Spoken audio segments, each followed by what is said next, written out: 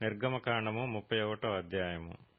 మరియు యెహోవా మోషేతో ఇట్లనెను, చూడుము, నేను యూదా గోత్రములో హూరు మనుమడును ఊరు కుమారుడునైన బెసలేలు అను పేరు గల వానిని పిలిచితిని. విచిత్రమైన పనులను కల్పించుటకును, బంగారుతోనూ వెండితోనూ ఇత్తడితోనూ పనిచేయుటకును, పొదుగుటకై రత్నములను సానబెట్టుటకును, కర్రను కోసి చెక్కుటకును, సమస్త విధములైన పనులను చేయుటకును, జ్ఞాన విద్యా వివేకములను సమస్తమైన పనుల నేర్పును వానికి కలుగునట్లు వానిని దేవుని ఆత్మపూర్ణునిగా చేసియున్నాను. మరియు నేను దాను గోత్రములోని అహీసాముకు కుమారుడైన అహోలీయాబును అతనికి తోడు చేసితిని. నేను నీకు ఆజ్ఞాపించినవన్నీయు చేయునట్లు జ్ఞాన హృదయులందరి హృదయములలో జ్ఞానమును ఉంచియున్నాను.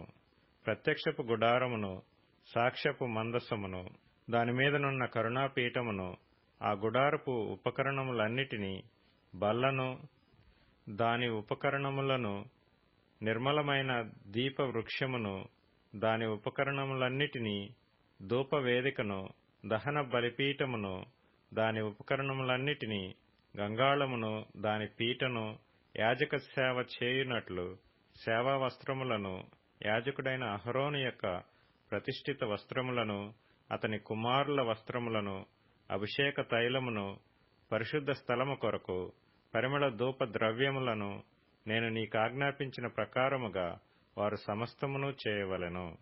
మరియు యెహోవా మోషేతో ఇట్లనెను, నీవు ఇశ్రాయేలీయులతో నిజముగా మీరు నేను నియమించిన విశ్రాంతి దినములను ఆచరింపవలెను.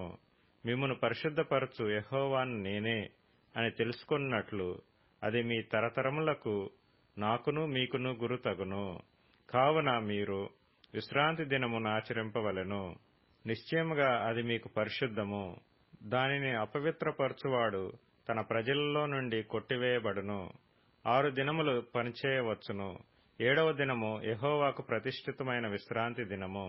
ఆ విశ్రాంతి దినమున పనిచేయు ప్రతివాడును తప్పక మరణశిక్ష నొందును. ఇశ్రాయేలీయులు తమ తరతరములకు విశ్రాంతి దినాచారమును అనుసరించి ఆ దినమును ఆచరింపవలెను.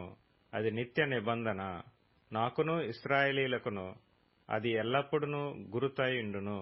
ఏలయనగా 6 దినములు యెహోవా భూమ్యాకాశములను సృజించి 7వ దినమున పని మాని విశ్రమించినని చెప్పుము.